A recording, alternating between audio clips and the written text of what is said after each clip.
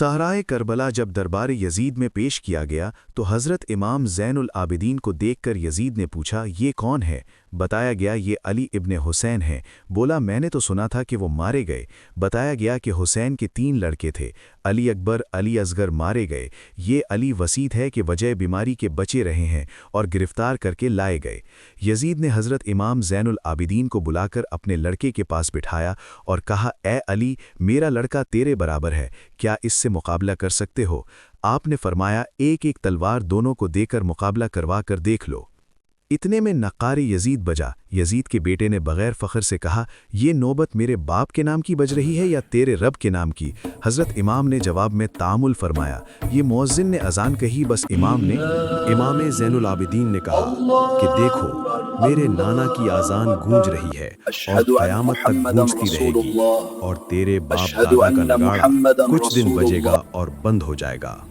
और यजीद लाजवाब होकर बैठा रहा। दमिश्क की मस्जिद में हज़रत ज़ैनुल आबिदीन को यजीद के दरबार में पेश किया गया। यजीद ने इमाम से कहा कि कोई हाजत है तो बताओ। एक तो ये हाजत रखता हूं कि मेरे बाप के कातिलों को मेरे हवाले कर दो, इनको मैं अपने हाथ से कत्ल करूंगा। यजीद ने इस बात से इनकार किया। फिर इमाम ने फरमाया, अच्छा तो सरे इमाम हुसैन मेरे हवाले कर दो, क्योंकि सरे इमाम को कफन में दफन कर दूं। यजीद ने कहा, मुझे मंजूर है, और फरमाया, मुझे इजाज़त दें कि मैं अहले बैत को लेकर मदीने चला जाऊं। यजीद ने कहा, यह भी मंजूर है। इमाम ने फरमाया, कल जुम्मा है, मुझे इजाज़त दे, मैं मिंबर जाकर खुतबा पढ़ूंगा। यजीद ने इमाम ज़ैनुल आबिदीन को जुम्मे के खुतबे की इजाज़त दे दी।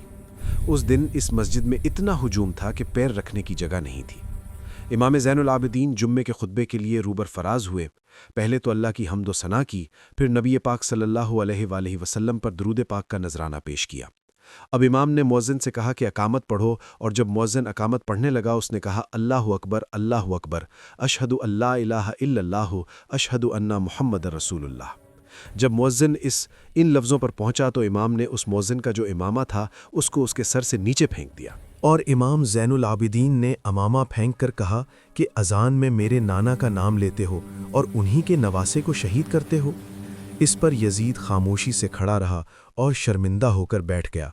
और इमाम ने कहा कि तुमको शर्म नहीं आती कि नवासा रसूल को भूख और प्यास में रखा हुआ है? जो नवासा रसूल इमाम हुसैन जन्नत के सरदार हैं, तुम जन्नत में दाखिल न हो सकोगे, तुम्हारा ठिकाना जहन्नम होगा।